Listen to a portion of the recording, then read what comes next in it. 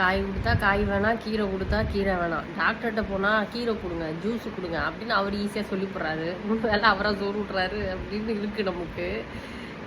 அதெல்லாம் இதுக்கு ஒரு ஈஸி ரெமெடி இருக்குது, இதை ட்ரை பண்ணுங்கள். என்னென்னா உங்கள் குழந்தைக்கு எந்த ஃபேண்டசி ஹீரோ பிடிக்குமோ, ஸ்பைடர் மேனு, அயன் மேனு, ஏதோ ஒரு மேனு, அந்த மேனை வச்சு ராத்திரி ஒரு ஸ்டோரி சொல்லுங்கள் தூங்குறதுக்கு முன்னாடி. அது எப்படின்னா, நாளைக்கு நீங்கள் என்ன சமைக்க போகிறீங்களோ அந்த சாப்பாடு அந்த ஸ்டோரியில் வரணும்.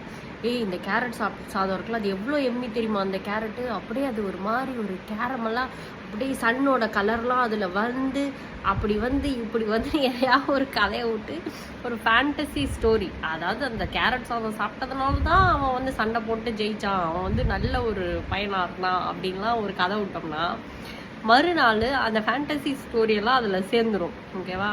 ஒரே நாளில் புல்லை சாப்பிட்லனாலும் நம்ம இந்த மாதிரி கண்டினியூஸாக அந்த ஸ்டோரி சொல்லும்போது அவங்க கண்டிப்பாக சாப்பிடுவாங்க.